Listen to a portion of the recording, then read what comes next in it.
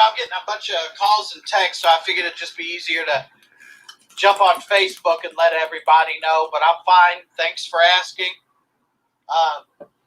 Yes, that was my boat that went down to Lake Travis during the Trump boat parade, and I don't know what happened. I just think we had too many MAGA flags on the boat. I never thought I'd say that, but we had too many MAGA flags on the boat. The wind picked up, the current shifted. I couldn't tell what was port and what was starboard. A bunch of other nautical terms happened. One thing led to another, and I was in the water, and I turned around, and she was gone. The SS Margaritaville. I love that boat. She was my personality, and them flags would be lowered to half-mast tonight if they hadn't been lowered to the bottom of the lake earlier today. They had to fight to get me out. Because if I'm not going to wear a mask, I'm damn sure not going to wear that life jacket they kept throwing at me. They say, leave me, I want to go down with her. Obviously, I'm here, I'm safe, I'm on dry land, and I'm still going down with the ship. So I just want to thank everybody for reaching out. Oh man, yo, what's going on, everybody? Welcome to the Spann Report podcast. I'm your host, Mr. Spann. This is episode number 308 of the report, man. And it's been a couple of weeks since I talked to you guys, man. A lot's been going on personally, and I had to step away from the mic for a while, man, to get my shit together, man, to get my feelings and my thoughts together, man, because I didn't know if I was really going to even be able to do this today, as much as I wanted to kind of will myself through it. I didn't know if I was going to be able to do this today. But we here, we're going to do this, and we're going to try to make this as seamless as possible. And we're going to talk about why your man Spann was gone for a couple of weeks, for those of you who aren't aware. But before we get into that, let me remind you guys how to get in touch with us here at the Spann Report podcast and let your voices be heard, man. You can go ahead and hit up our hotline at area code 313-288-0485. That's area code 313-288-0485. Leave us those voicemail messages. Of course, those messages will get played here live on the show, responded to in kind. You can also email us here at feedback@thespannreport.com. That's feedback@thespannreport.com. Go ahead and email me. Chop it up with your man Spann throughout the week. Send us those emails. Let us know what you're thinking about what we said here on the show. Send those emails. We will reply to those emails here live here on the show. Follow me on Twitter and Instagram. My name on both of those platforms is Mr._Spann. So you can go ahead and follow me there. Chop it up with your man Spann throughout the week. Also, you can hit up our website at www.thespannreport.com. You can go there, watch replays of the show. You can vote in the polls when we decide to put those polls up. You can donate to the show as often as you like, as much as you like. And of course, we really do appreciate every dime over here at the Spann Report Podcast Network. And special shout out to our Patreon patrons who allow for us to continue to do this show here live, via YouTube and Patreon. I'm sorry, via YouTube and Periscope and Facebook Live, man. It's the Patreon patrons that allow for us to continue to do this here this way. So we really do appreciate the Golden Circle here at the Spann Report Podcast Network, man. Real talk. They donate monthly to us here, and they allow for that to happen. Also, from our store, from our website, you can go to our store, get yourself some merch, get yourself some Spann Report Podcast branded merch, man. We got face masks there now. We got kids' face masks there now. We got T-shirts and hoodies and coffee mugs and sports bottles. We got a bunch of stuff in the store, man. So for those of you who would like to support us in that way, man, to keep this ball here rolling here at the Spann Report Podcast, man, go to our store and cop yourself some merch, man. We really do appreciate everybody who goes about the business of doing that, man. Yeah, real talk. But yeah, man. I haven't been on the mic the last couple of weeks, especially with all of the things that are going on because of the passing of my grandmother. And we'll talk about Granny a little bit later in the show. But it hit your boy, like it hit your boy hard, and yeah, man. There's nothing else really like right now other to say than that. But I think for the most part, Granny would like for me to continue on the way that she saw me continuing on. And, what better way to honor Granny than to like move on and continue to try to be the man that would make her proud to say that, she was my grandmother, so I'm gonna really try to continue on in that way. But yeah, man, that's why we hadn't been on the mic the last couple of weeks, man. Just dealing with that. But over the course of the last couple of weeks, man, Spann did have a few random thoughts. And these are some of the things that I be thinking about over the course of the weeks or whatever else. And some of these I had thought about a couple of weeks ago. I had to go back and look because again, your man Spann been thinking about some heavy stuff. But I got a few random thoughts, and here's like one of them, right? So the Democratic National Convention was held virtually. The Republican National Convention was held virtually. They actually had motherfuckers piled up at the White House to see Donald Trump accept his nomination for the Republican National Convention. But one of the things that I thought was very interesting, man, was the Republican National Convention was going on, and somehow Diddy, Charlemagne, and Ice Cube were nowhere to be found to ask for a black agenda coming from the Republican National Convention. Now I'm saying, man, if y'all talking about, especially like when you got the people like Candace Owens and Kanye West out here talking about y'all need to walk away from this Democratic Party, hey man, what the fuck are we supposed to be demanding from these Republicans if that's what we're supposed to be going? You know what I'm saying? Like, I hear y'all keep talking about this black agenda, this nebulous black agenda, but I'm gonna need y'all to have that same motherfucking energy for these other people that y'all are telling us that we should probably be giving them a chance, right? Because truthfully speaking, the Republican Party, they actually came out and didn't have a platform whatsoever. Their platform is, hey man, we support Trump. That's the Republican platform. Y'all didn't ask for shit. Y'all ain't put pressure on none of these motherfuckers for shit. So yeah, man, I just thought it was kind of wild, man. Like, you got people like Diddy and Charlemagne and Ice Cube talking about not voting and withholding your vote and demanding what you want for a black agenda, but yet they don't keep that same energy for these Republicans who are half of the fucking government. I don't get it. I just don't get it, man. That's one of my random thoughts. Another random thought that I had, man. So we know that, like, when you get elected into office, right? This ain't even so much of like when you get elected into office. Sometimes when you get, like, you become the pastor of a church or something. You know what I'm saying? You become the pastor of a church, and the first family or whatever, like the pastor's family is deemed the first family, and they do that in politics too. So the governor's wife is called the first lady, or if it's a woman, he's called the first gentleman or whatever, and the family's still called the first family. But I got this question, man. This is something I've been thinking about for a little while now. So the president usually, generally speaking, most people tend to have a best friend, right? Somebody they go way back with, somebody that been there from day one, like they've been there through all the struggles and shit, been there through all the campaigns and whatnot, and seen them come through some storms, right? And when they get to the pinnacle of their profession, you become president of the United States. Nobody recognizes the first friend, right? Like, are they called the first friend or the first homie? You know what I'm saying? Like, how does that work? Like, you the president's best friend, do you get first homie designation? You know what I'm saying? Do you get like the first what they call it, like a residence and shit? Or no, like, you gotta stay in your state, you still gotta stay in the same crib you've been staying in. Like, how does that work, man? Somebody hit me up. I'm sure there's somebody who's listening who could possibly give me an answer to this question. Like, what do they do with the first homie? Like, is that even a designation? Should we ask for that to be a designation? First homie, man. Like, you got to keep up with your day ones, man. Your day one is president of the United States, man. You don't get no title, like none. Come on, man. I gotta, be better at that. Be better at that. Another thing, man. This is just not even so much a random thought, but over the course of the last couple of weeks, I found out that Jaheim was a hotep. And that was tragic, man. That was tragic to see Jaheim out here spreading out some the conspiracy theories, man. Like, he went down that Google rabbit hole, man. He probably watched a few too many YouTube videos, man, and he think he got all of the knowledge right now, man. And man, it was just quite sad, man, to see Jaheim, do that, man.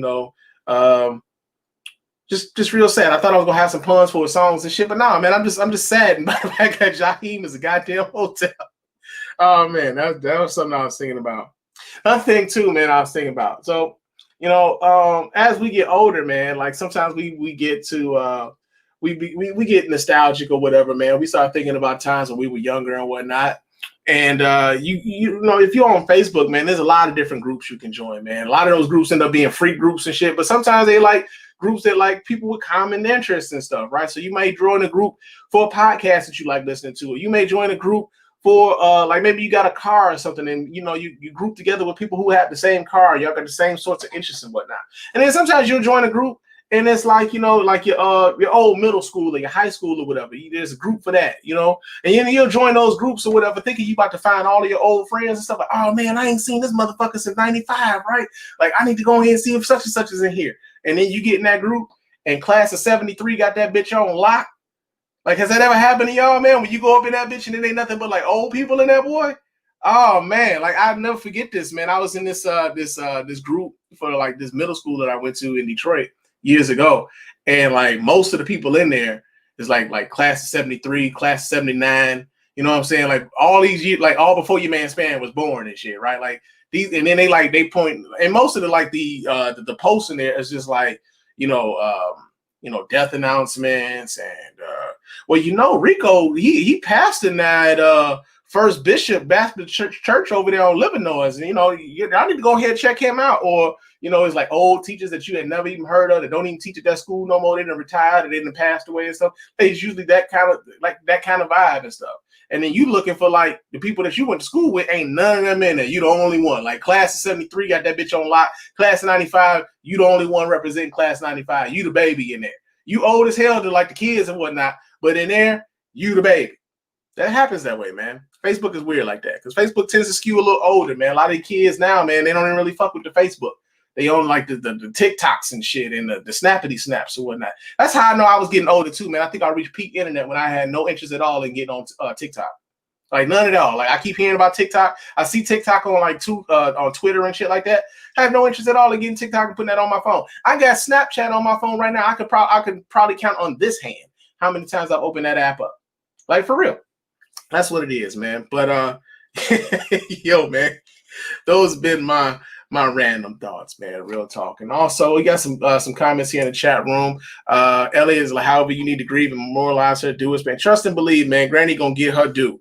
Granny is gonna get her due, man. Don't make no bones about it. Granny is gonna get her due, man. Real talk. And I appreciate that sentiment, man. Real talk. Also, Annette is in the chat room. My condolences to you. Please stay strong. I appreciate that, Annette. Granny would have it no other way. You know what I'm saying? Like that's why I really had to kind of get up off my shoulders and do this, man. Because it's like I said, it's been like a kind of a tough couple weeks. Like me and Granny was tight like that. We was tight like that. So yeah, man. But I do appreciate the sentiments in the chat, man. Real talk. Thank you so much. But yo, man, it's time for us to get in the news.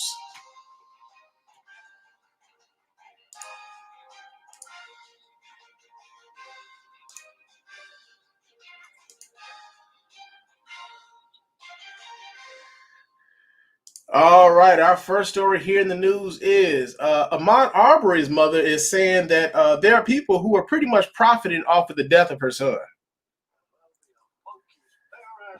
Yeah, we get the story here. This comes out of TMZ.com. It says Amaud Arbery's mom says that her son's death has become a full-blown business for some of her son's friends, a former coach, and others, and she's blasting all of them for profiting off of the tragedy.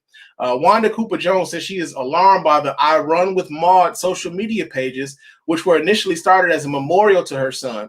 She says Maud's friend Akeem Baker came to her with the idea, and she was on board at first, but doesn't like the fact that the page is now being run like a business. She also says that she's being denied administrative access to the page. Wanda claims Akeem even started a GoFundMe page for her son, which she never asked him to do, and it's raised nearly $2 million. The page says that money's going to the page says that the money is going to Wanda, but she's already back to work. Amaud's mother is also incensed someone filed for an I Run with Maud trademark. She doesn't say who did it, but does say that the applicant never even knew Amaud. Next on her list is Foundation 2.23, which refers to the date Amaud was killed. Wanda says it was founded by Jason Vaughn, a local high school coach who did not have a close relationship with Amaud. She says the organization held a big fundraiser, but wants to make it clear the foundation is not affiliated with her family. She says she could not stay silent in the face of what she sees as injustice. Wanda's bottom line is she's not asking for any money because no amount of cash can change the fact that she had to bury her son. Now, this is where like things can kind of get tricky, right?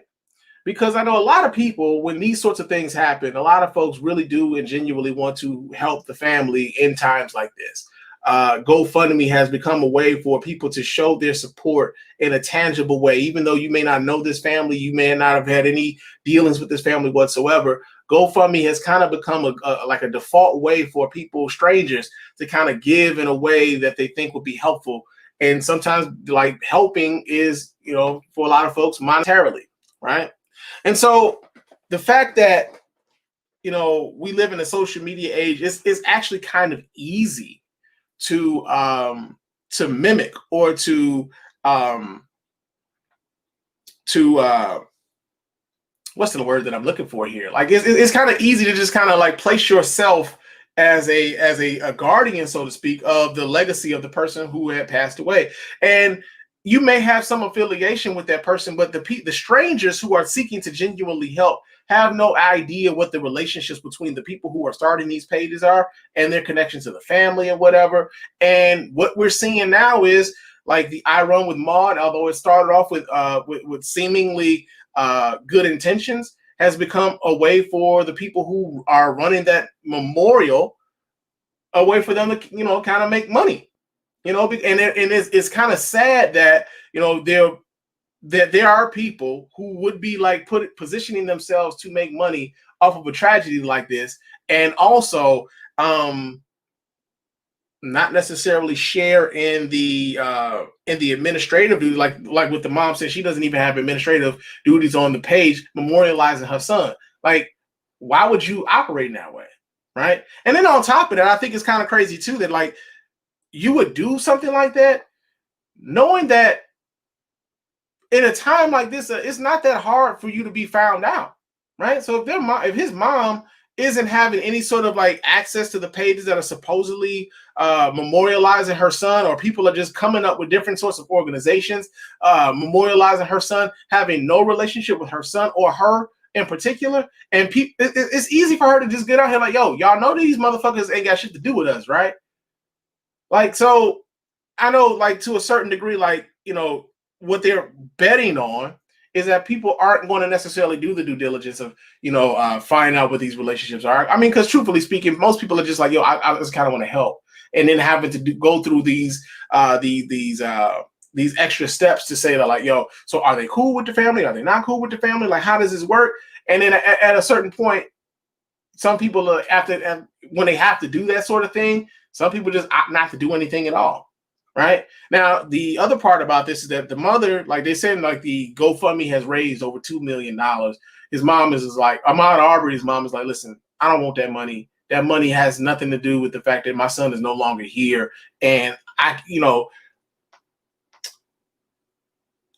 how can you argue with that? Right? Like, she doesn't want anything to do with that. And so what happens to that money though? Right? So they raise this money supposedly on behalf of her.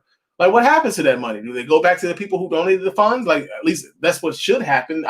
If she has no connection with that GoFundMe and she is not going to benefit whatsoever from that GoFundMe, then chances are they should shut that GoFundMe down, refund everybody who donated their money back. And the person who came up with that and decided they were just going to run that independent of her, yeah, man, something should happen to them. What should happen to them? I don't know.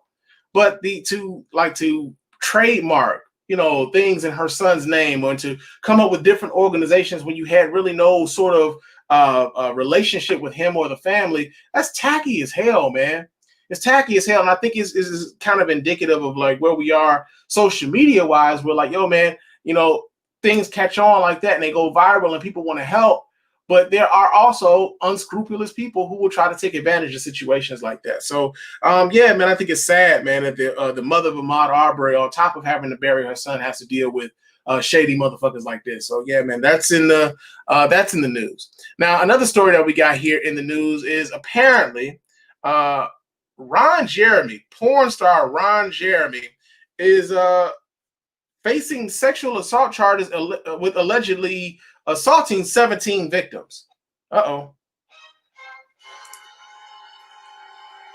All right, there's video associated with this. So let me go ahead and pull this video up so you guys can watch right along with your man, Spann. All right, here we go. We're learning new charges have been filed against Ron Jeremy. The LA County DA's office says they are charging the adult film star with another 20 sexual assault counts involving 13 women that date back to 2004. The new complaint against Jeremy includes 5 counts of forcible rape and lewd conduct with a 15-year-old girl. Wow. Expected to be arraigned on the new counts today. Jeremy already pleaded not guilty to 3 alleged rapes in June. Hello, I'm Mark Brown. Get more great AV. Oh man, that's the dude that. Hold on. I remember like years ago, there was like a murder suspect. There was a murder suspect, and they had a sketch of the murder suspect, and he looked just like this brother right here. I gotta find that picture, man, but I won't put that up on the website, man. Like he looked just like this guy. He was reporting the news, and like they had a sketch of the murder suspect, and the murder suspect was sketched out looking just like this guy. Dead ass, man. It was crazy. But nah, man. What's crazy about the thing with Ron Jeremy, man? Like, first things first, Ron Jeremy, porn star, like a porn legend, really. Like, if you watch any sort of porn for any length of time, like you know Ron Jeremy's name. Like you may have seen Ron Jeremy's work. The fact that Ron Jeremy has to or has engaged in sexual assault and forcibly taking sex from a woman is crazy. Considering like this is somebody who they would pay to perform sexually, like who used to get paid to do this. Now, I'm not sure if anybody's paying to see like Ron Jeremy have sex anymore. I'm not sure what that situation is, but it's crazy that he felt the urge to have to forcibly take it from at least 17. Like they said, 20 women, and they're adding 17 more. Like it's almost as if he and Bill Cosby are in competition with one another, right? Funny enough, though, you would expect this from someone like well, maybe not, though. I don't know. It's weird. However, I say all that to say, like with Bill Cosby, you know, there was this whole thing of Bill Cosby trying to buy NBC. Are we going to accuse Ron Jeremy of trying to buy West Coast Productions? Is this why is this what they're doing now? Are they putting all these charges on Ron Jeremy because he was trying to buy his own porn production company, right? Because that was the excuse y'all gave for Bill Cosby when he was out here taking it from all these other women. Like, well, what about all these other dudes, right? Okay, so now we have another guy who's accused of 17 people of sexual assaulting 17 women. Are you guys gonna come up with the same amount of excuses that y'all came up with Bill Cosby, right? Same way y'all did with what's my man name? Harvey Weinstein. I'm getting him confused with Jeffrey Epstein. But you know, guys who got caught. White guys who got caught, right? So yeah, man, that's crazy, man. Ron Jeremy, 17 sexual assault victims, man. That is fucking wild. Wow, that's crazy. But that's in the news. Another story that we have here in the news is that apparently the prosecutors in the case against Breonna Taylor were actually trying to get her boyfriend to plead to give a plea deal that would implicate Breonna Taylor in some sort of like criminal syndicate, which would justify them coming into her home and shooting her and at her boyfriend in the dead of night. All right, we get this story here. This comes out of the Washington Post. It says, for months, as Breonna Taylor has risen to nationwide prominence as a symbol of racial injustice and police impunity, her name uttered by crowds of demonstrators and top politicians, her face appearing on banners, basketball jerseys, and magazine covers, Louisville prosecutors have continued to prosecute her ex-boyfriend, who suspected drug trafficking led police to raid her apartment and fatally shoot her.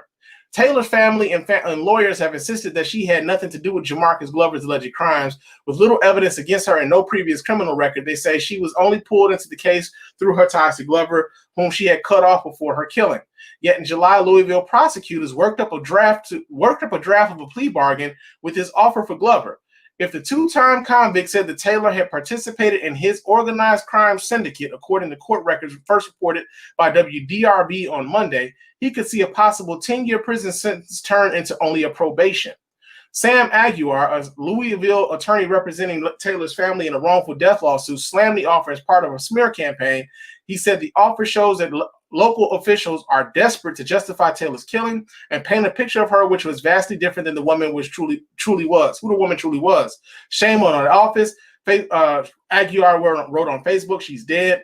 Why try and attack the woman when she's not even here to defend herself? Now, Okay, so at first, when I first read this story, I was trying to figure out exactly why they kept referring to her ex-boyfriend, because the story that we got was basically like they were trying to come after the boyfriend as he shot back at the police officers after they had broken into the home. And as we read the story, is actually the guy before him, like her ex-boyfriend before him. He had already been in custody when Breonna Taylor, when they raided Breonna Taylor's home. They already had this guy in custody, and yet still they tried to rope her into whatever it was he was into. They kill her, and now they're trying to clean this up by saying, well, if you go ahead and say that she was a part of this shit, then we can go ahead and get all of these other things that are coming at us in regards to Breonna Taylor being an innocent bystander, in regards to Breonna Taylor being some innocent victim. We can say, well, hey, we had justification because the people who were involved in the crime syndicate, they're implicating her as well. Therefore, this whole storyline of Breonna Taylor being an innocent victim of police brutality is null and void. This is what they were really trying to go for. This is what they were going for. And so it still reeks of fucking like, this is the thing that happens when it comes to a lot of these police killings, is that they try to prosecute the case after the person's dead, and they try to reframe that person's memory after that person is no longer here to speak. We saw the same thing happen with Trayvon Martin, and although he wasn't killed by the police, what tended to happen is, okay, so now we have to vilify this person in death so that we can justify what happened to them.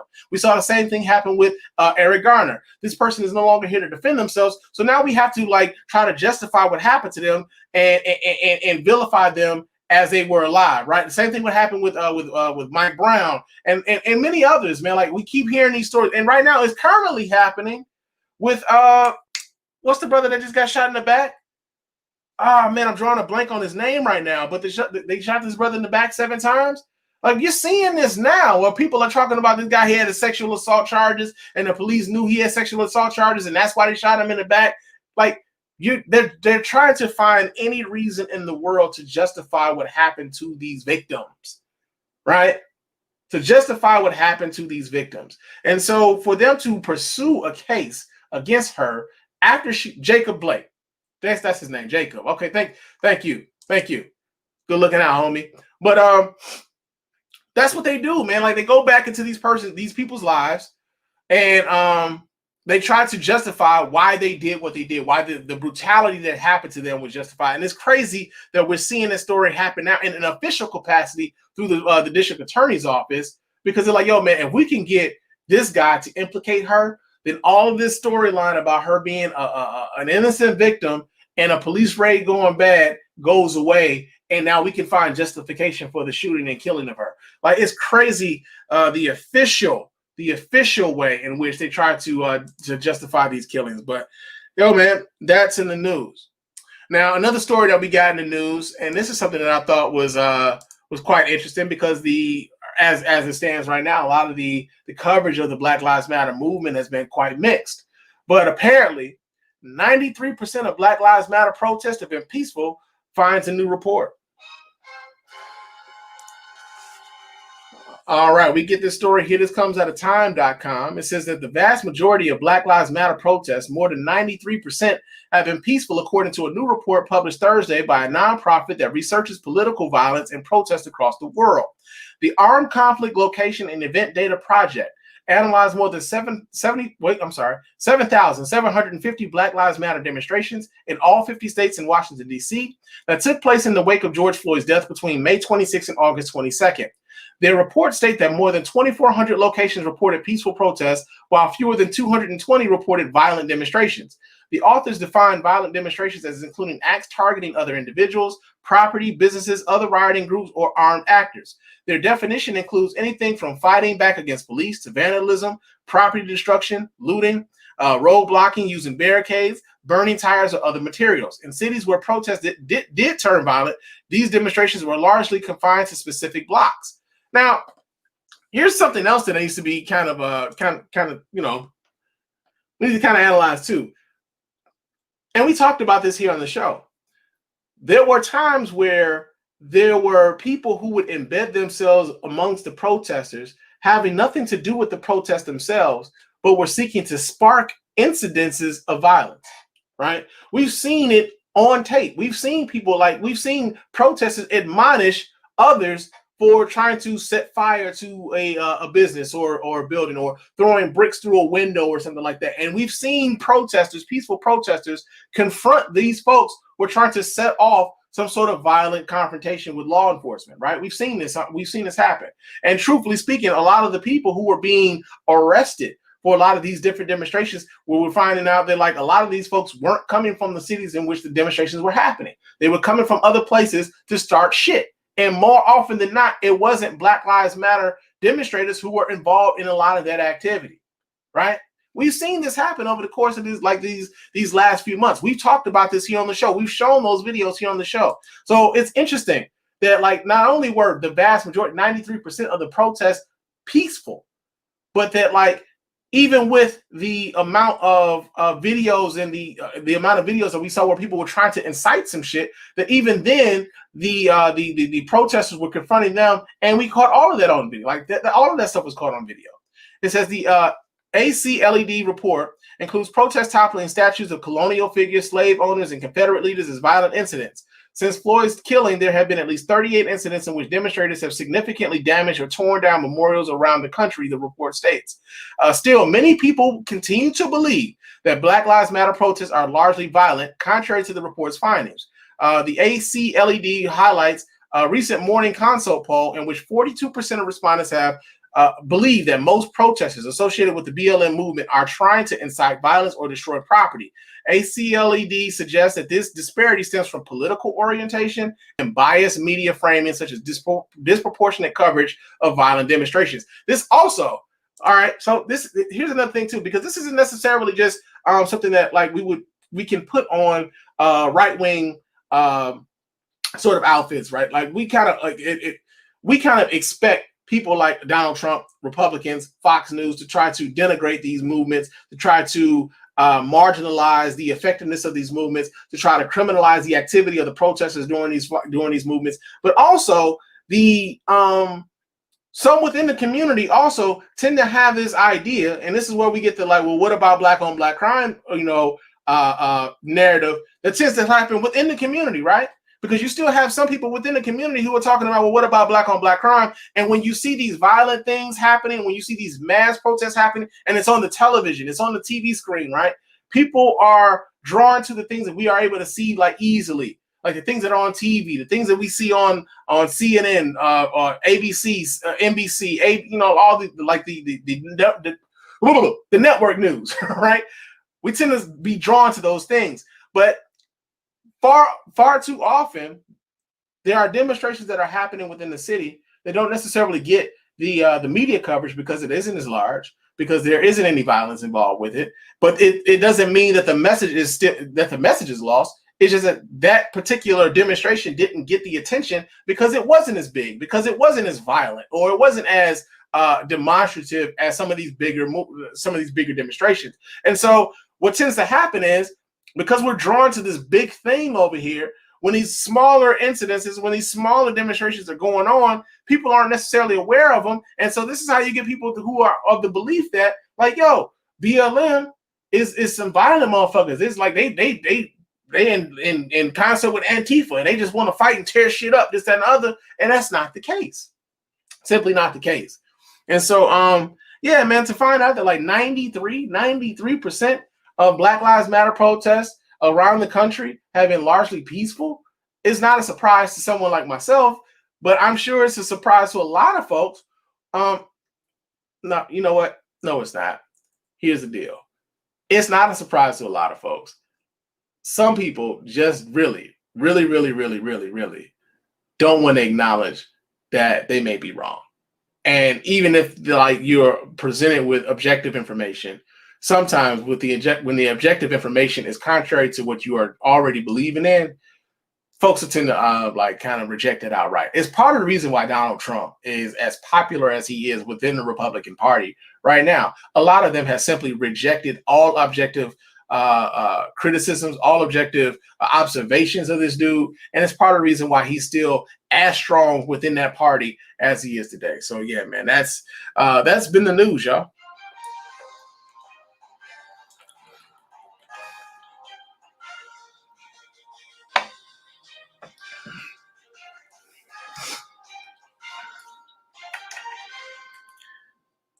But y'all know what time it is.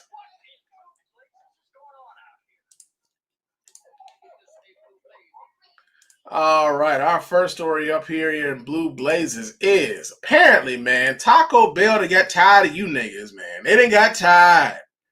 Cause they done axed this Mexican pizza and the shredded chicken off of their menu at the restaurant.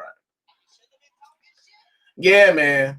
Now I know some of y'all wouldn't talk shit, but here's the deal, man. Here's the deal. I'm gonna read this story, but here's you know what? Let me just read the story. It says Taco Bell said on Thursday that it's eliminated one of its most iconic and long-time menu items from its long list of options. The Mexican pizza will be removed from the Taco Bell menu starting November 5th. Other items leaving the menu are the pico de gallo and shredded chicken.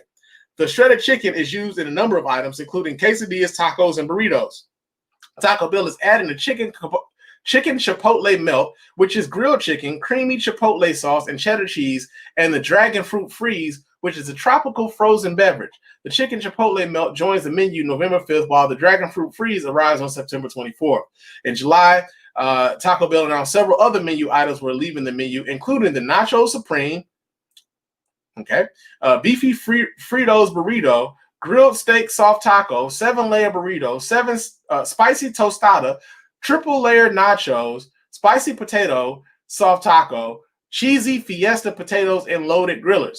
Taco Bell said the changes to the menu is helping in it creating a faster and more seamless restaurant experience. We're constantly evaluating ways to provide a more efficient restaurant experience and have already begun to see menu progress from streamlining our menu. Okay, so check this out, right? So I'm gonna tell y'all this right now. Your man Spann 40 years old. 40. And in 40 years, I have never been into a Taco Bell where I ordered a Mexican pizza, where the person I may have been with was ordering a Mexican pizza, or anybody else in the restaurant at the time I was there was ordering a Mexican pizza. I'm gonna tell y'all this right now, man. Some of y'all wolfing. Man. Because check it, I said this on Facebook yesterday, right? I'm like, yo, man, I ain't never seen nobody order a Mexican pizza from the Taco Bell. And suddenly, nigga, oh man, everybody and their mama started coming out of the woodworks talking about how that's the only thing I order when I go to Taco Bell. I'm like, get the fuck out of here. Yeah, I don't believe you need more people. Took me 40 years to find out it was 5 of y'all. Cause I like real talk, man. Like if the Mexican pizza was as popular as y'all say it was, if this is all y'all ever got, then damn it, why they getting rid of it? Somebody make sense of this. Somebody make sense of this, man. Why would they be getting rid of such a beloved menu item?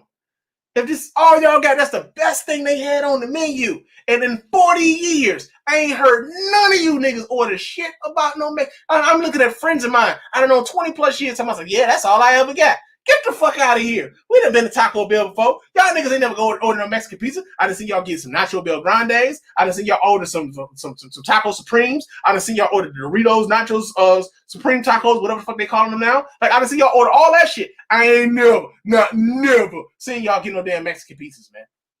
Somebody wolfing. And it's y'all.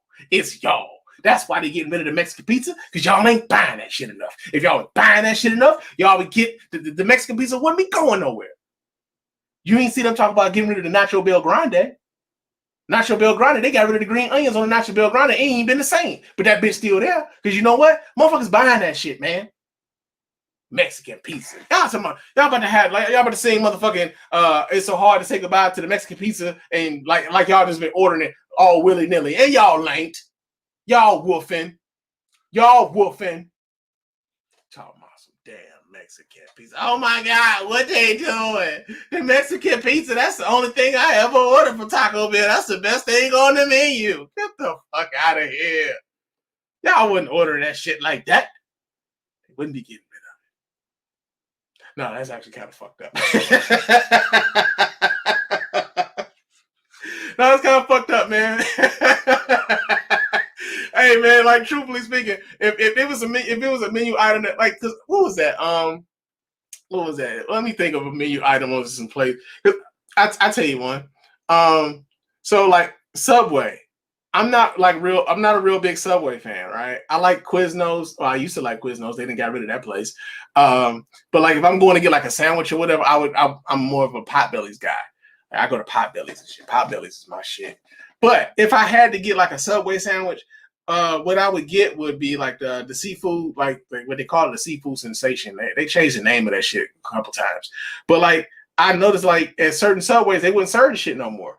That was the only thing I ever got up in there. Like they meat just kind of tastes funny, like the roast beef and shit, and like the meatball sub. Like the meat just didn't taste right to me. So I would stick with that. You know what I'm saying? And I get maybe a cold cut combo, something like that. You know, I might get a cold cut combo. And it's really just like ham, bologna, and turkey or some shit. Who knows? But yeah, man, like if I would go to Subway, I would get something like that. But they don't really serve that no more. So I just thought, well, okay, Subway, I don't really got to go there no more. But like, if y'all really was, ordering like Mexican pizzas and the shit's gone, man, my bad, man. I ain't mean to laugh at y'all like that. I know how it feels, man. Have some shit taken away from me.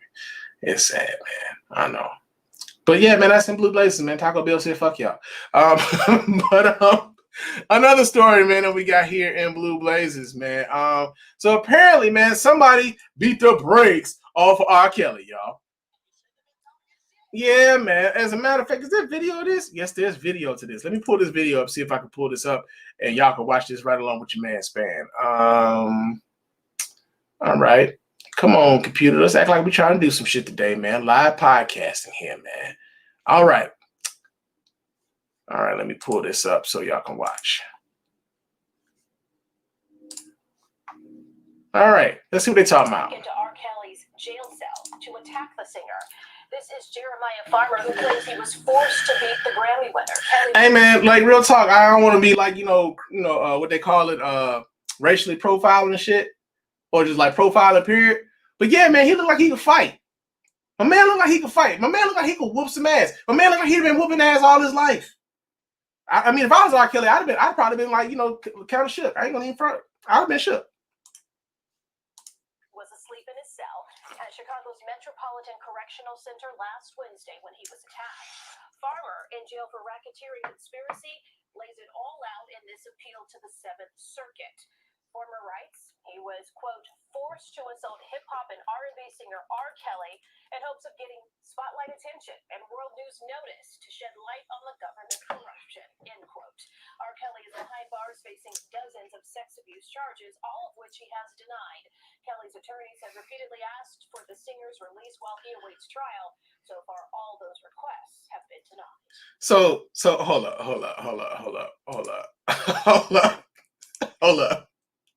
Yo, my man.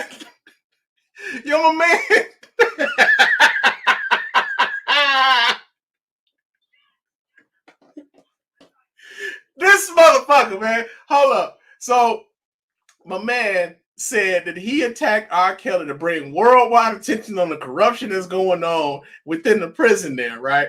He didn't say he whooped R. Kelly's ass for like, touching women.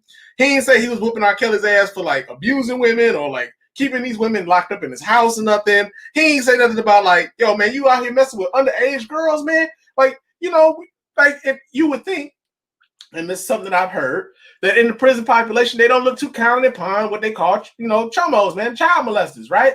And so his idea was, I'm going to whoop this guy ass to show the corruption that's going on.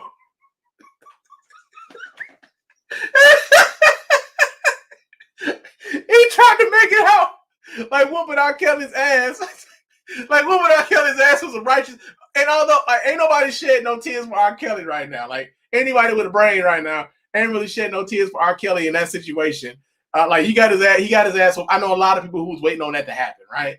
But to not even say that the ass whooping was a result of you trying to punish R. Kelly for all of the shit he's been charged with, was like, nah, man. I gotta bring light to the situation, man. So the only way I can bring light to the situation is to whoop this famous nigga's ass while we ain't here, man. Now we had heard stories before this came out, and I heard stories of like, yo, man, niggas are getting tired of being on lockdown every time, like, demonstrators would come to the prison and like demonstrate against R. Kelly, or like anytime R. Kelly would have to move within the prison, like they'd have to lock the entire prison down. Niggas getting tired of that. That was a much more plausible story Then to hear this motherfucker get on he right now talking about, yeah, man, so like all this corruption going on, man. I gotta bring light to it, so I gotta whoop his ass.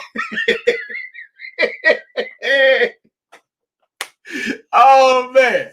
Yeah, that's crazy, man. That's crazy. Yeah, it's sad. It's sad in that, but still, that's funny as fuck, man. Like,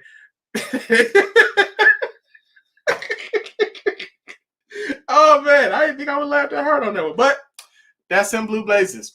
That is in Blue Blazes. Now, another story that we got here in Blue Blazes, man, is oh man, let me pull this up. But we got another story here. Apparently, Herman Cain is still tweeting from the dead. But his family is in control of his Twitter account. And Herman Cain's Twitter account just said,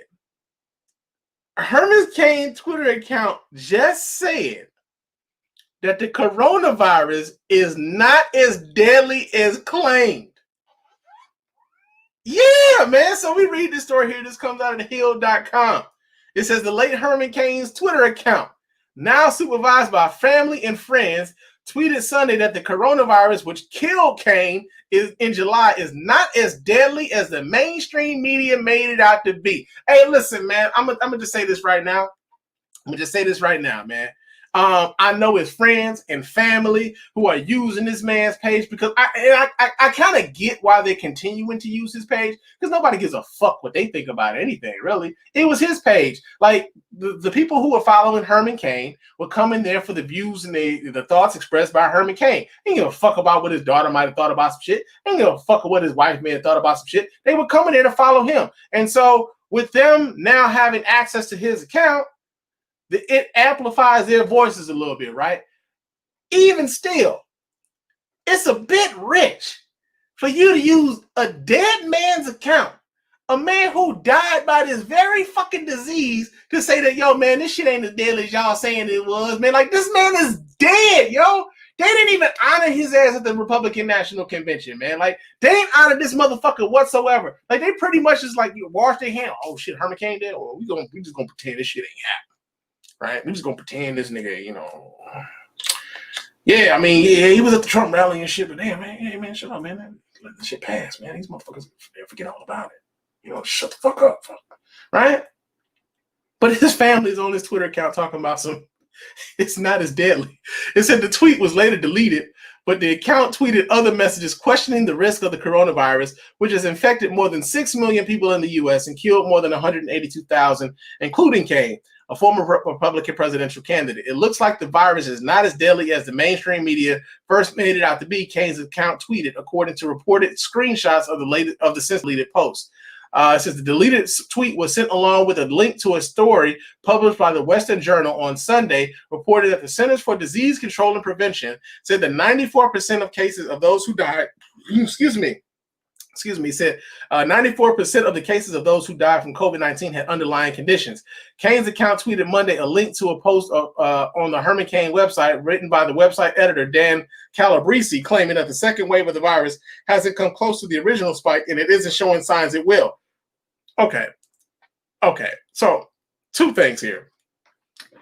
I saw this kind of happening a little bit last week, where folks were, especially people who were right-wing leaning, were talking about the CDC numbers, right? It was interesting because they were talking about the CDC edited their numbers, and that when the CDC edited their numbers, that the number of people who were killed by the coronavirus that the CDC had verified had actually gone down significantly, and that the virus wasn't as deadly as they claimed it to be, right? It was interesting because these are the same people who didn't give a fuck what the CDC was saying just a week prior, right? Just a week prior, these same people were talking about how we can't trust the government. We can't trust these numbers. The CDC is a part of the deep state and all this other shit. So the fact that you would also therefore go back and say, well, the CDC edited the numbers, and because the numbers are more in line with what we choose to believe, then now the CDC is something to be trusted. Man, get the fuck out of here. Like, y'all don't have any credibility or integrity whatsoever. Like, nobody believes y'all, man. Like, nobody really takes you seriously, because you don't take yourself seriously. if you could flip flop on this one organization right then, right there, because suddenly you thought that these numbers played out in your favor. And then to have an account associated with Herman Cain, who died from complications from COVID-19, who was in the hospital for over a month before he died, whom after he had contracted COVID-19, no one like talked about him. Like people were like actively asking, like, yo, man, what the fuck happened to Herman Cain? Like, we ain't heard from this nigga, we ain't heard from his people or nothing. In a minute, the Republican Party ain't said shit. Trump ain't saying nothing. Then he dies, and then suddenly, like, the coronavirus isn't as deadly as it was made out to be. I know 3 people just this year who passed away from coronavirus or COVID-19. You can't tell me that the shit isn't deadly. You can't tell me that the shit doesn't have an effect. You can't tell me that this hasn't touched millions of people across this country. So yeah, man, it's just like a fucking what we call it, like a denial of reality, right? Like just trying to like gaslight people and make people think they're fucking crazy, like they don't see what the hell they're seeing right now. It's strange times, man. Strange times we're living in, man. But that's in Blue Blazes. Now, another story that's here in Blue Blazes. Now, there's a story this is actually an update here in Blue Blazes, because there was this the sheriff down in Florida who was threatening Black Lives Matter protesters. As a matter of fact, it looked like he was just kind of thirsty for some shit to happen, because he looked like he was like sheriff of a county where nothing really fucking happens. And he put out this video that was like threatening to like Black Lives Matter protesters and shit. Let me pull this video so you guys can, I don't know if you guys may remember this dude, but let me pull this up so you guys can watch right along with me. Let me show y'all this. This is kind of crazy. Hey folks, me and the men and women of the Clay County Sheriff's Office, we just want to weigh in on what we're seeing going on, played out across the media, or mainstream media in this country. Look, folks, don't fall victim to subjecting yourself to this conversation that law enforcement is bad, that law enforcement is the enemy of the citizens that we're sworn to protect and serve. We swore an oath. And in that oath, we swore to support, protect, and defend the Constitution of the United States and the government. And that we're duly qualified under the state's Constitution to hold office. That is, for me as a sheriff, for these men and women as deputy sheriffs, and we end that with, so help me God. But God is absent from the media's message, or Black Lives Matter, or any other group out there that's making themselves respectable, disrupting what we know to be our quality of life in this country. In Clay County, we have a great quality of life. We have a great relationship with our community. But across this country, not so much. Now, here's the thing. If, in fact, in Clay County, you have a great relationship with the community, if, in fact, that in Clay County, like, you know, like, ain't shit popping off there, why in the fuck would you feel the need to even make this motherfucker statement? Right? Like, if everything is good in Clay County, you ain't got no problems. Like, Black Lives Matter hasn't even come across you motherfuckers. Like, hey, man, we good down here. We ain't got no problem with y'all. Y'all ain't got no problem with us. We straight down here. But to get on the, like, right now, like, to do this is like to openly, like, invite. He's like, it's like he's looking for some shit to happen. He wants some shit to happen. That's what it looks like. That's what it looks like to me, anyway. I just want to take a stand with these men and with these women who feel the same way that I do. Oh, shit. Lawlessness, that's unacceptable in this country. Lawlessness, that's unacceptable in Clay County. And if you threaten to come to Clay County and think that for 1 second that we'll bend our backs for you, you're sadly mistaken. I know what happens when lawlessness prevails. And in this day and time, God is raising up men and women, just like the folks you see standing behind me, who will have strong backbones and will stand in the gap between lawlessness and the good citizenry that we're sworn to protect and serve. So you can threaten. I'm gonna just say this right now, though. Like, you could probably outrun all of these dudes who he had behind him, though. Like, you probably like could outrun them. Like, they don't look like they used to having any really like real action happening in Clay County. I'm just saying. All you want, you can say, hey, let's go to Clay County, or let's go to some other peaceful county where their problems don't exist, or not so much like across this country, where relationships are great and not strained, and where the people support their sheriff and support the men and women who wear the uniform. And you'll have something waiting on you that you don't want. Yes, we'll protect your constitutional rights as long as you remain under the umbrella of peaceful protest or peaceful march. But the second that you step out from up under the protection of the Constitution, we'll be waiting on you. And we'll give you everything you want. All the publicity, all the pain, all the glamour and glory for all that 5 minutes will give you. Is it a threat? Absolutely not. But somebody has to step up in front of the camera and say, enough is enough. Tearing up Clay County, that's not going to be acceptable. And if we can't handle you, you know what I'll do? I'll exercise the power and authority as the sheriff, and I'll make special deputies of every lawful gun owner in this county. And I'll deputize them for this one purpose, to stand in the gap between lawlessness and civility. That's what we're sworn to do, and that's what we're going to do. All right, enough of this shit. But y'all get the gist. Y'all remember this guy. We talked about him earlier in the year, man. Well, apparently this motherfucker, man, while he talking about law and order and, you know, taking the oath of, like, for God and everything else, this motherfucker ain't got arrested on the sex scandal, y'all. Yeah, man, all this talking cash shit, man, talking cash shit. But he got arrested on the sex scandal. So we get this story here. This comes out of thegrio.com. It says the Clay County Sheriff Daryl Daniels addresses the audience from the that's like a description and shit. It says in May 2019, Daryl Daniels, a Florida sheriff, called his deputies and said that he was being followed by someone in a Jeep and believed he was in danger. Daniels was being followed by Sierra Smith, a woman with whom he had been having an affair with for 6 goddamn years. Daniels falsely accused Smith of stalking him. Although Smith was detained for hours, she was never charged, and Daniels ended up in jail. The Washington Post reported that following a year-long investigation, Florida authorities filed 4 charges against Daniels. He was then arrested. Daniels will be up for re-election in a few days and questions the timing of his arrest. He refused to drop out of the race and insists the scandal doesn't prevent him from doing his job. Last month, Daniels endorsed President Donald Trump for re-election along with the 47 other sheriffs, according to the press release from the Trump-Pence campaign. One thing I take ownership of as a man is my failure as a husband. That has nothing to do with me as a sheriff, Daniels said in a video.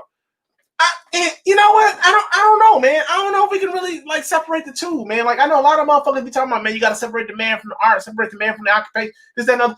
Hey, man, character speaks to a lot. Character speaks to a lot, and if you're willing to, like, you know, you said that you talked about, like, you took his oath before God, you know, to uphold the law, uphold the Constitution, support the government, this, that, and the other. You took that oath before God. You also probably stood in the church and told God that, like, you wouldn't mess around on your old lady. You did that. So, like, I don't know if we can really, like, separate the two when it comes to this. Like, yeah, your integrity is in question, not only in your relationship, but possibly your job as well. I don't know if you can separate the two on shit like that. That's a character issue. And if you're going to be, if your character flaw is lack of integrity, should you really be the sheriff? You know?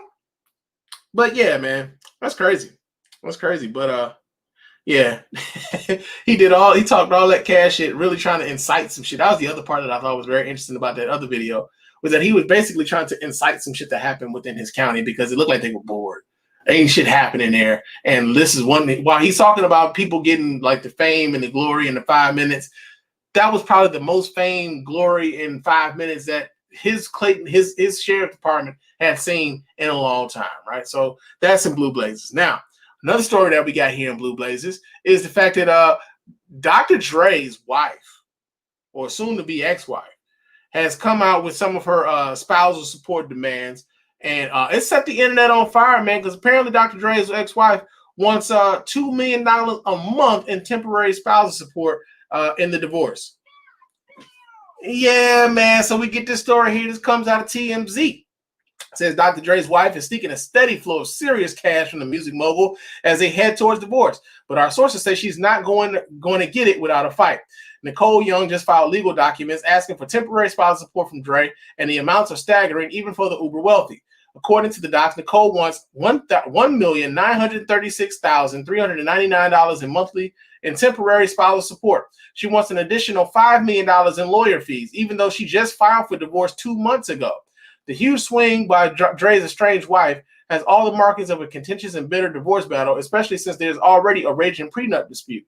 Despite sources close to the couple tell TMZ nothing has really changed for the two since Nicole filed for divorce. She still lives in their Malibu house and has access to all the cars, personal chefs, and other luxuries. Our sources say that Dre is going to push back, arguing Nicole doesn't need anywhere close to that amount since her lifestyle hasn't changed. Nicole, on the other hand, will argue that she doesn't want to depend on Dre paying all the bills, thus the need for temporary support. As we reported, things are already contentious after Nicole filed docs in early August claiming she was forced to sign a prenup back in 96. She says 2 years into their marriage, he told her he was ashamed he made her sign the prenup and tore it up in front of her. Dr. Dre, whose net worth is estimated at $800 million, denies he ever tore up the prenup and says that he signed it willingly, that she signed it willingly and wants it enforced. Dre and Nicole wed on May 25th, 1996, and they have 2 adult children together, a son named Truist and a daughter named Truly, so at least they won't have to deal with child support. So here's the thing, man. Here's the thing.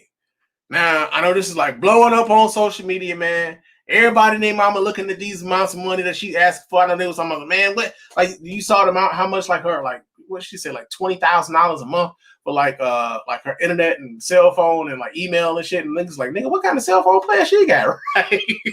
I was asking the same thing, like, man, so you can get some unlimited shit, but like, does she got like a sat phone? You know what I'm saying? Like, you can get unlimited sat phone minutes or whatever. Like, I don't know. Like, that's some rich shit. It's like too rich for my blood. But now, man, I'm gonna just say this right now, man, right here, right now. I ain't got a whole lot to say on this.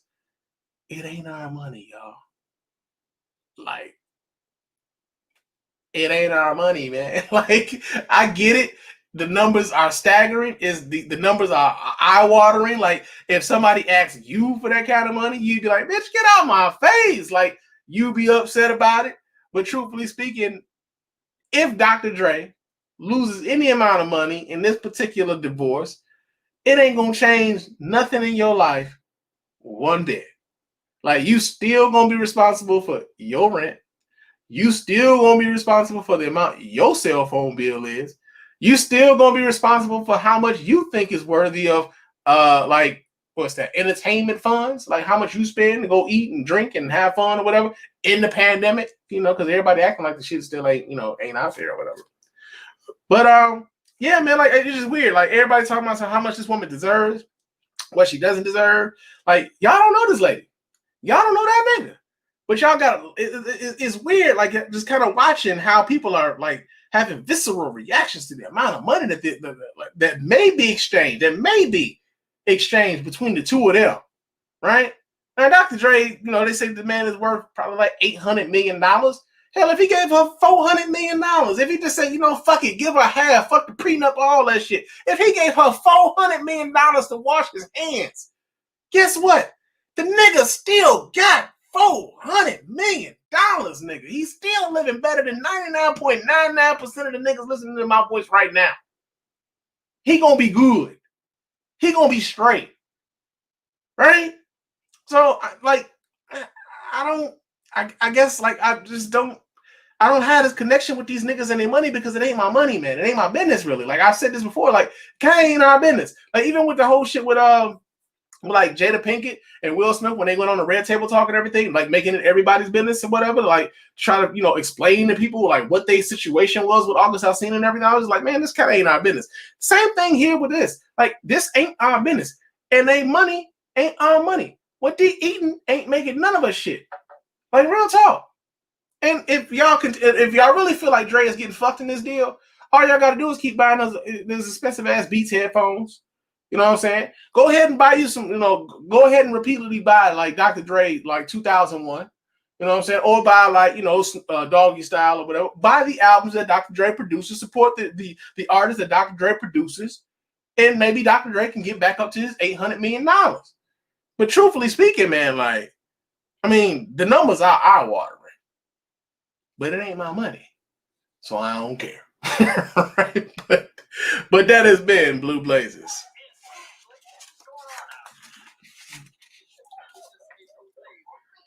But y'all know what time it is.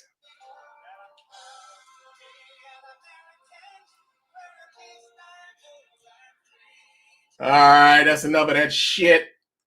Proud to be an American time here at the Spann Podcast, man. And our first story here, and proud to be an American, man, is we're going back to Florida talking about a goddamn sheriff, right? It's something about the sheriffs in Florida, man. They got to be some of the dumbest motherfuckers on the face of the earth. I ain't lying to you. But our first story here, proud to be an American, is that apparently there's a sheriff who believes that there's no longer debate, and he is banning his deputies and visitors to the sheriff's office from wearing face masks during this pandemic. We get the story here from the Washington Post. It says on Tuesday, as Florida set a daily record for COVID-19 deaths, Marion County Sheriff Billy Woods prohibited his deputies from wearing masks at work.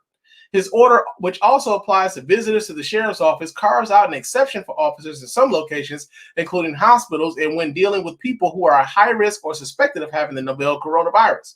In an email to the sheriff's department shared with the Washington Post, Woods disputed the idea that masks are a consensus approach to battling the pandemic. We can debate and argue all day of why and why not. The fact is, the amount of professionals that give the reason why we should, I can find the exact same amount of professionals that say why we shouldn't. Woods wrote in an email, which was first reported to the Ocala Star-Banner. A majority of epidemiologists and other health experts say face masks and social distancing are key to slowing the spread of this novel coronavirus, which has ravaged Florida, the state which has recorded more than 542,000 cases and has more than 8,600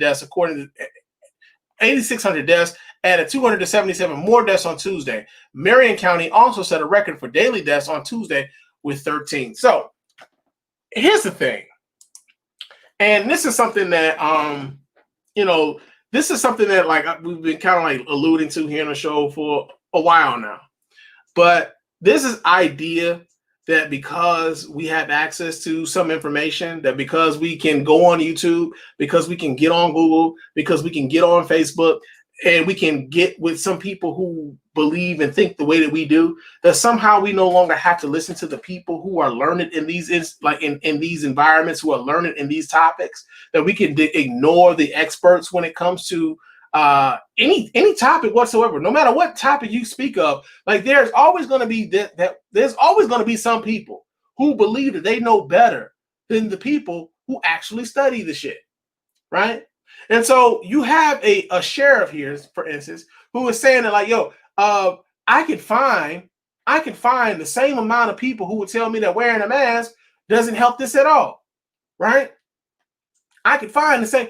And what that basically speaks to is this, is that we've come to a point where we only adhere to the messages that make us feel good, despite whether or not the messaging that we are receiving is accurate and true.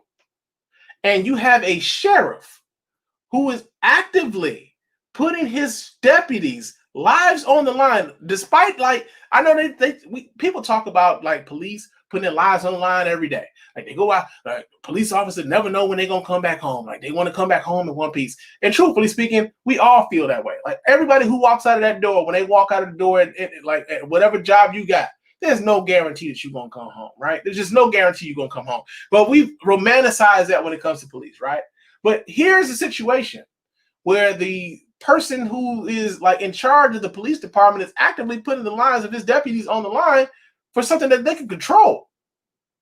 And the only reason he's doing it is because for whatever reason, he politically believes that like, yo, this thing isn't as deadly as we saw like the people who were running Herman Cain's Twitter account believe that like, yo, this isn't as deadly as they saying it is, until one of his deputies catches it, and then what? If one of his deputies catch it and then like pass away, what will you say to that man's family when they actively know that you told him he couldn't wear a face mask to protect himself while on the fucking job? Like you would think like could the OSHA get involved in some shit like this? Like, you know, like, hey man, like you don't have the authority to like kind of you don't have the authority to do this. Like I'm sure there's some sort of like workplace legislation or workplace regulations that will prevent somebody from putting a policy in place that could actively expose your employees to a disease, right? Like, I think that I don't know if it's legal for him to do that, but for the argument to be that, like, yeah, there's people, there's experts that say that like you should wear a mask, but then I can go find me some experts that say you shouldn't have to wear a mask, only to justify your own political beliefs, right? Despite what the vast majority of the scientists and the people who are learning this topic may say, you just gonna say fuck them. Let me go find some niggas that believe the same shit that I believe, and then I'm gonna roll with them, while also putting the lives not only of my officers but the people, the public, in danger. Because if the officers are involved in working with the public, they get around somebody who has coronavirus, they contract it, and then they give it to someone else who had no contact with that other person whatsoever, but they had contact with that police officer. That's your responsibility. So yeah, man, sheriffs in Florida. I mean, I know it's Florida, and like Florida is like, ooh, like you hear a lot of shit happening in Florida. But yo, man, the fact that there's a sheriff in Florida who is actively denying his deputies that level of protection is crazy. But that is in Proud to be an American, man, real talk. Now, another story that we got here in Proud to be an American is Donald Trump actually targets white privilege training and says that shit is anti-American, man. Yeah, who's surprised by this? I mean, really, who's surprised by this? We know Donald Trump's a racist. But we get the story here from yahoo.com. It says that President Donald Trump has directed the Office of Management and Budget to crack down on federal agencies' anti-racism training sessions, calling them divisive and anti-American propaganda. OMB Director Russell Vought, in a letter Friday to executive branch agencies, directed them to identify spending related to any training on critical race theory, white privilege, or any other material that teaches or suggests that the United States or any race or ethnicity is inherently racist or evil. The memo comes as the nation has faced a reckoning this summer over racial injustice in policing and other spheres of American life. Trump has spent much of the summer defending the display of the Confederate battle flag and monuments of Civil War rebels, from protesters seeking their removal, and what he called a culture war ahead of the November 3rd election. Meanwhile, he has rejected comments from Democratic nominee Joe Biden and others that there is systemic racism in policing and American culture that must be addressed. Vaught's memo cites press reports as contributing to Trump's decision, apparently referring to segments on Fox News and other outlets that have stoked conservative outrage over the federal training. Vaught's memo says additional federal guidance on training sessions is forthcoming, maintaining that the president and his administration are fully committed to the fair and equal treatment of all individuals in the United States. The president has a proven track record of standing for those whose voice has long been ignored and who have failed to benefit from all our country has to offer, and he intends to continue to support all Americans, regardless of race, religion, or creed, he added. The divisive, false, and demeaning propaganda of the critical race theory movement is contrary to all we stand for as Americans and should have no place in the federal government, which is bullshit. Right? Like the idea that like the study of white privilege as it stands here in the United States, the idea that actually examining what that means and how it's manifested itself and as part of this nation. Like this is the thing with everything that's going on in America right now. With everything that's going on in America right now, the continued lack of acknowledgement, the continued denial of the historical record of what's happened in America is part of the reason why the race issue is as palpable as it is. Because we have a vast majority of this country who simply refuses to acknowledge the role that racism has played in how this country was born, how this country has expanded, and how this country stands today.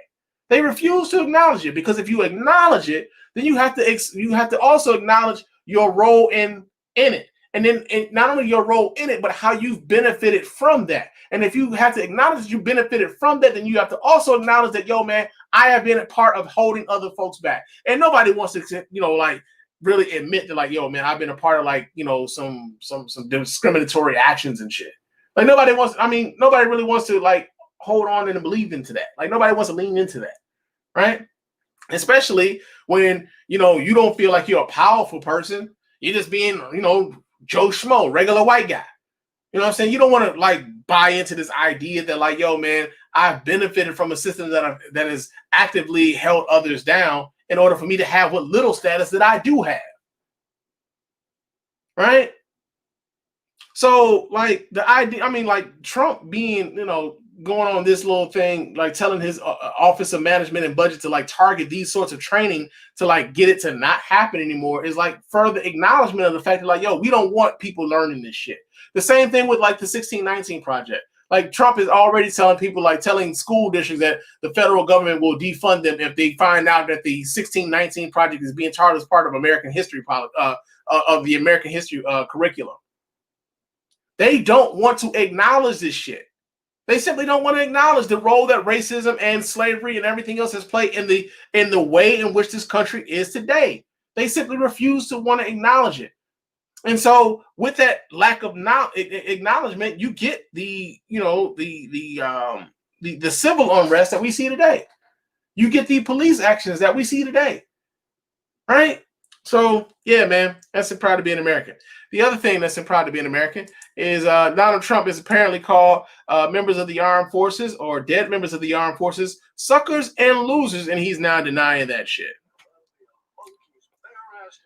Yeah, man. So we get this story here. This comes out of CBSNews.com. Did they have video to this? Let me see if there's a video to this because I'm getting a little tired of reading. But yeah, there's video, but that shit. Oh, okay. So it's 3 minutes. Okay, we can play this video. Let me pull this up so you guys can watch right along with your man Spann. Here we go. Good evening and thank you for joining us. Nora is off tonight. I'm Chip Reed. We begin tonight with growing outrage in the wake of an explosive report claiming the president insulted members of the military who sacrificed their lives for this nation.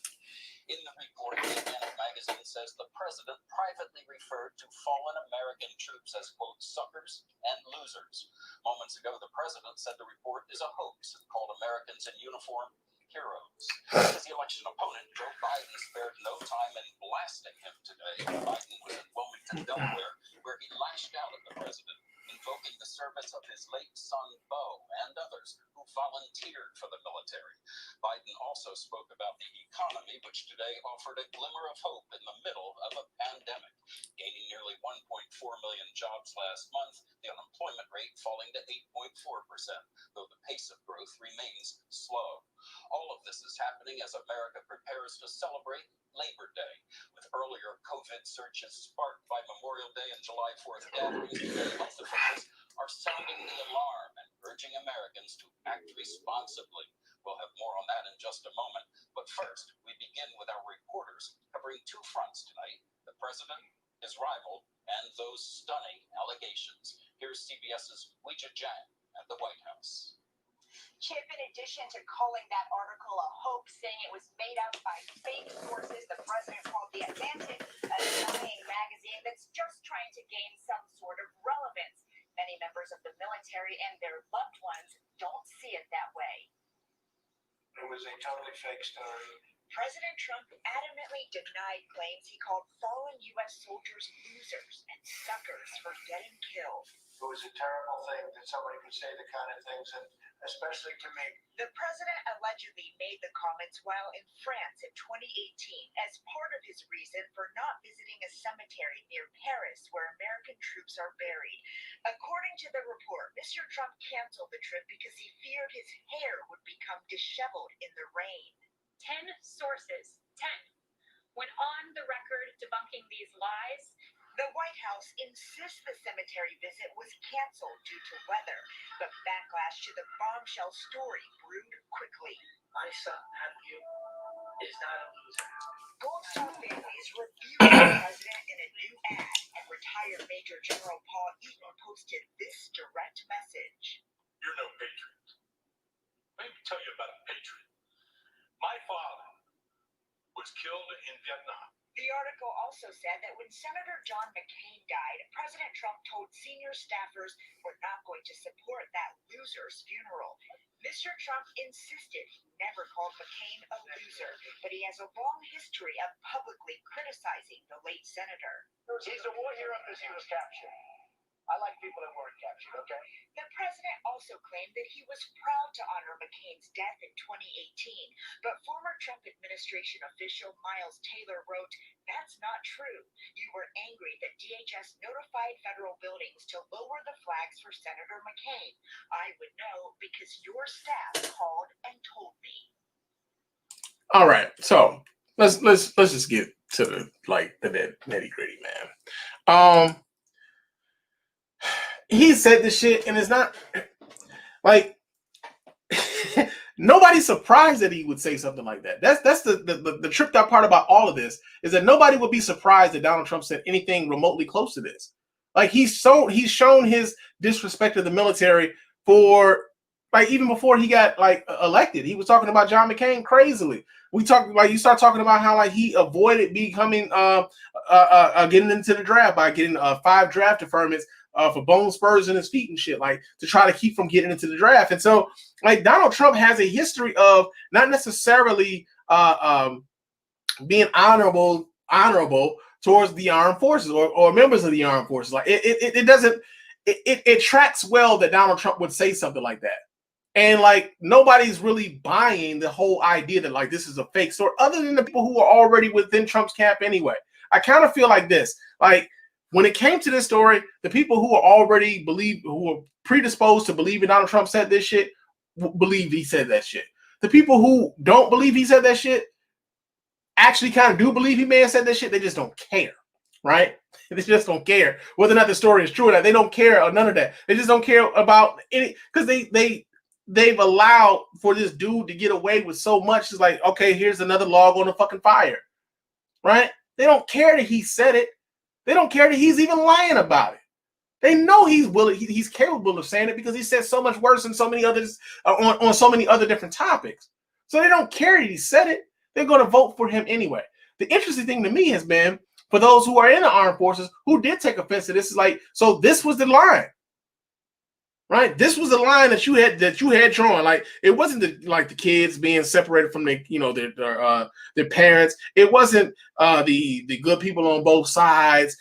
It wasn't the honoring of the Confederate flag and the Confederate monuments to traitors to this nation. It wasn't that. It was the fact that he called people who had served this nation suckers and losers for not only joining the armed forces, but dying on behalf of this nation. He called y'all some suckers and some losers. And some of those suckers and losers were people that y'all know.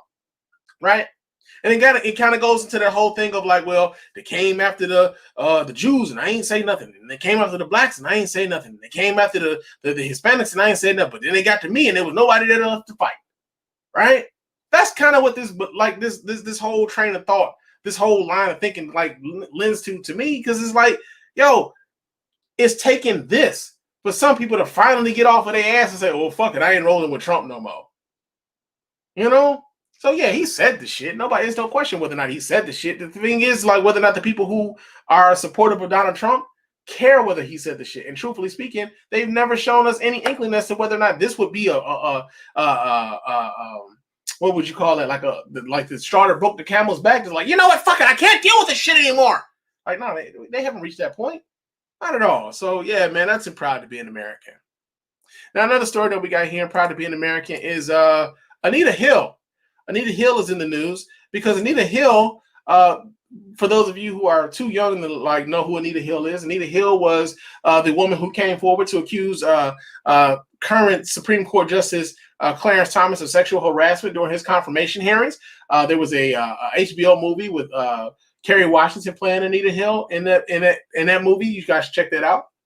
But apparently, Anita Hill has come forward to say that she will vote for Joe Biden for president, and she's also willing to work with Joe Biden on gender issues. All right, and this story just comes out of CNN. It says Anita Hill never pictured herself voting for Joe Biden, but given the political reality the nation is facing, she's not only going to vote for Biden, she's also willing to work with him should he become president. Notwithstanding all of his limitations in the past and the mistakes that he made in the past, notwithstanding those at this point, between Donald Trump and Joe Biden, I think Joe Biden is a person who should be elected in November, Hill told CNN's Gloria Borger. But it's not just because he's running against Donald Trump, she adds. It's more about the survivors of gender violence. That's really what it's about. And if that means voting for and working with Joe Biden, then so be it. My commitment is to find the solutions, and I am more than willing to work with him, Hill said. She'd like to work on issues of sexual harassment, gender violence, and gender discrimination. Hill and Biden have a troubled history dating back nearly 3 decades. In 1991, Biden was chairman of the Senate Judiciary Committee and oversaw the confirmation hearing of the then U.S. Supreme Court nominee Clarence Thomas. Hill was the star witness, testifying that Thomas sexually harassed her when they worked together at the Equal Employment Opportunity Commission. Thomas denied the allegations. Hill also said that those hearings permanently altered her life. For Hill, the public declaration of a willingness to work inside government is a sea change. One of the impacts of 1991 was my desire not to really work with the government in any way, Hill said. I also said I think I can be more effective as an outsider as opposed to an insider, and now I'm willing to evolve myself to work for change inside. So here's the thing that I thought was very interesting about the fact that Anita Hill would come out in support of Joe Biden for president right now, and also show a willingness to work with Joe Biden or a possible Joe Biden administration should he be elected president of the United States. Earlier on in the primary season, there were folks who were using Anita Hill as a cudgel against Joe Biden. Like, totally using Joe Biden as a cudgel. I mean, using this woman as a cudgel against Joe Biden, to speak about Joe Biden's, record with black people, right? Because, a lot of folks, especially some of the people who are in the Bernie Sanders camp, a lot of your more progressive, so to speak, folks were a bit miffed at the fact that like Joe Biden had such support amongst black people.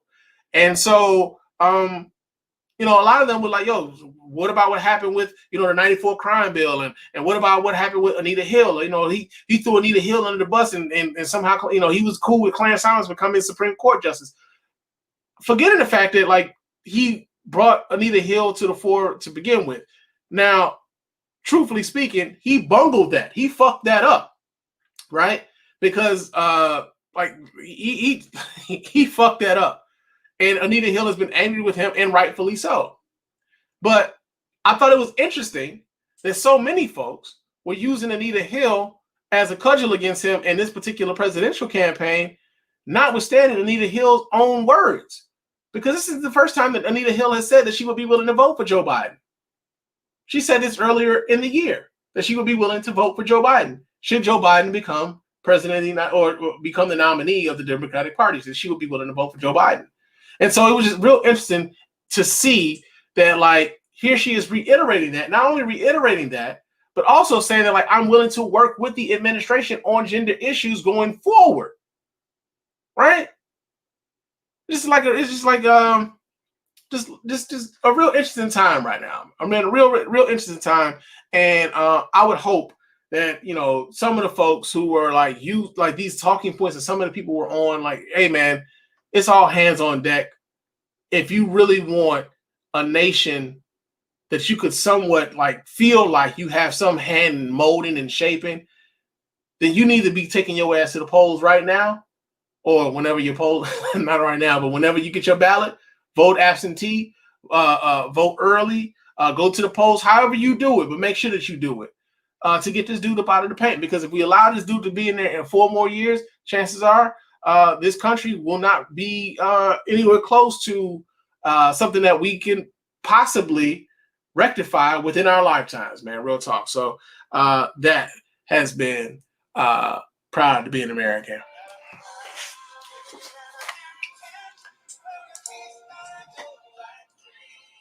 But y'all know what time it is.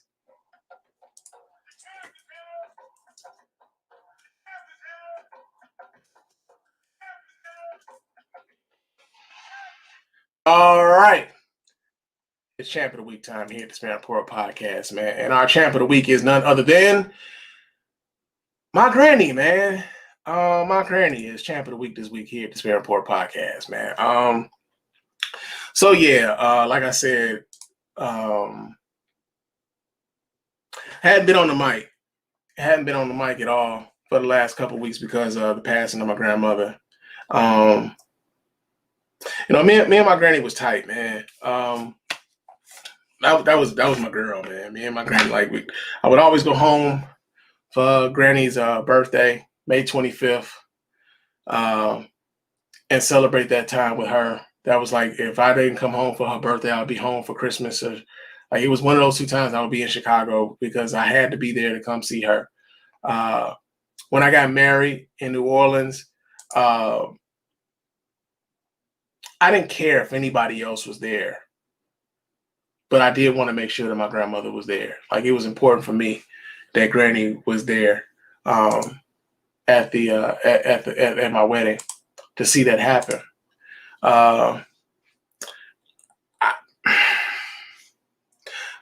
Granny was 84, but I still wasn't ready. You know, I still wasn't ready for that. She had been dealing with some health issues. She had a stroke a few years ago, and it kind of messed with her memory a bit. And like it messed with her memory because like it would get to a point where like Granny would like to tell, like she would like to tell me stories. Sometimes she told me the story a few times. She didn't realize she had told me the story already, but I always indulged because I knew that you know, she was having issues with her memory and whatnot. But you know, yeah, this is, you know, at my wedding and whatnot. But yeah, man, like, so, you know,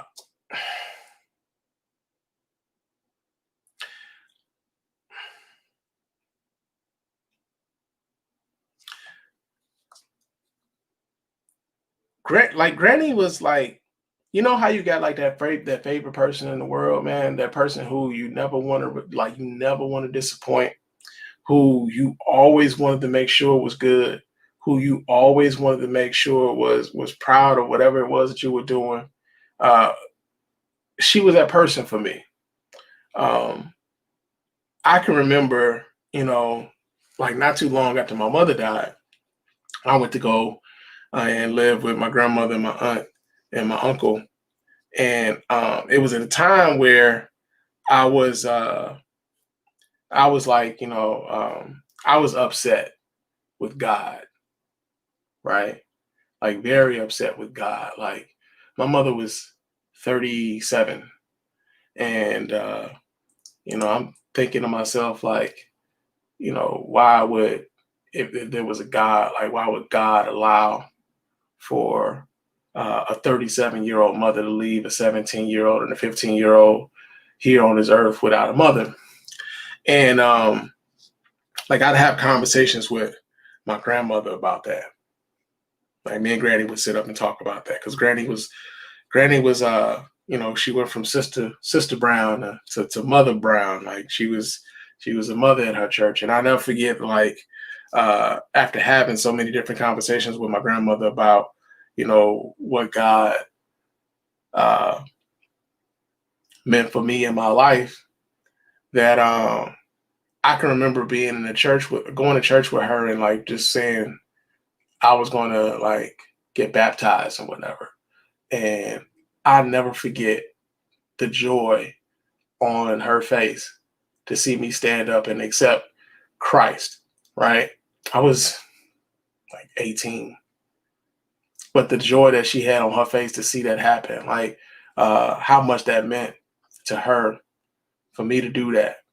When I graduated high school, how proud she was of me for me to do that.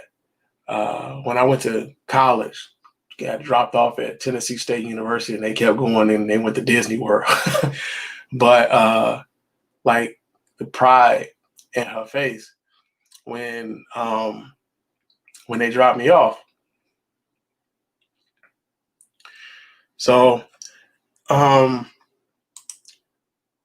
like this woman meant the world to me, man. And even though like I knew like Granny had been dealing with some issues, Granny had been in and out of the hospital for quite a bit, you know, and it becomes one of those things, man, where and I remember this happening when my mother passed away, that like you get kind of numb to the idea, you know, them going to the hospital all the time. You get kind of numb to it. I remember when I was 17, my mother would, you know, she kept going to the hospital, but it was always the thing that mama always came back home. You know, they always made mama all right. You know, she came back home and she was good. And it was one of those things with my grandmother too. So when my aunt called me to tell me that, Granny was back in the hospital, and I'm just thinking it's one of those things that, like, okay, Granny back in the hospital, but she gonna be all right. And getting a phone call that it might not be good, and knowing that, like, I wasn't gonna be good, like. I was worried about so much, man. And a lot of the stuff I was worried about wasn't even so much about me. I was worried about my brother.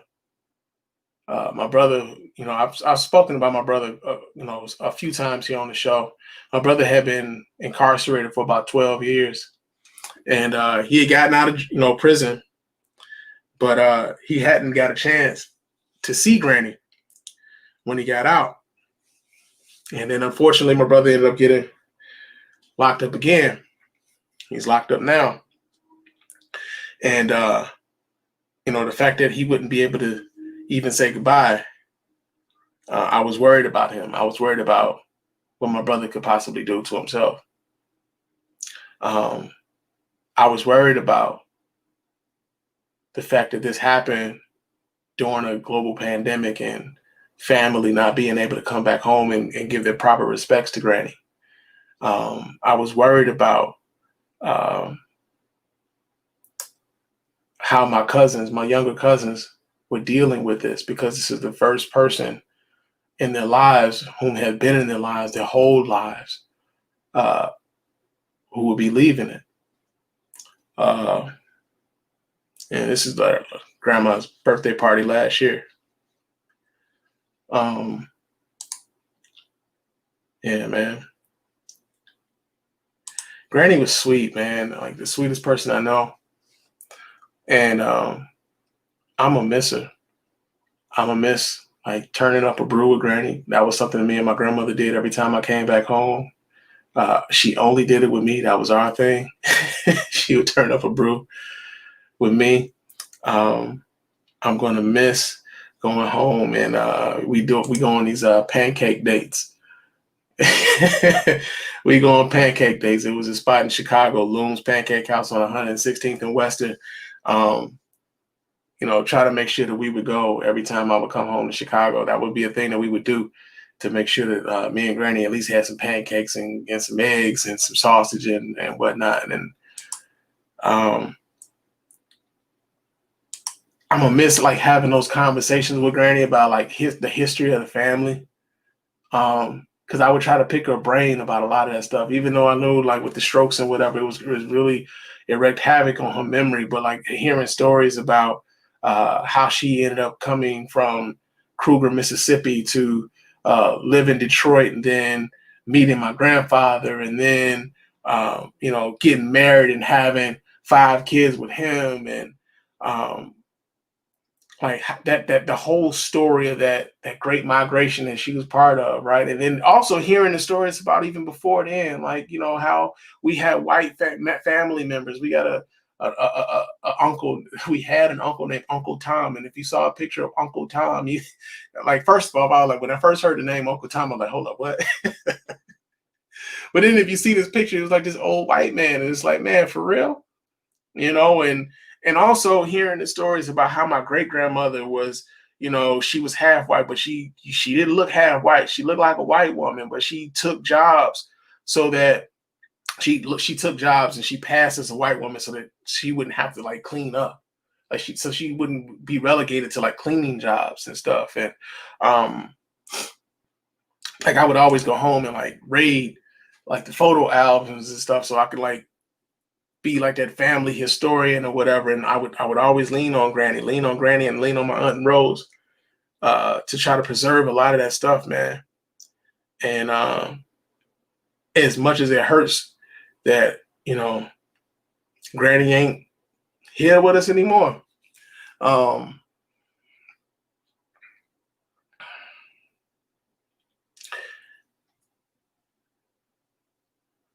I would be doing Granny a grave disservice to not try to do everything in my power to like not only keep the family legacy going, but also to preserve their family history, to make sure that her memory will never be forgotten, to make sure that bright, sweet smile, never forgotten, man. The warmth that Granny gave everybody. My favorite person in the world, man. Favorite person in the world, man. But I mean, yeah, she's a champ this week, man. She's a champ always. Champ Hall of Fame, man. Granny will never be forgotten, man. Yvonne Brown, 84 years old, man. I love you, Granny. I miss you.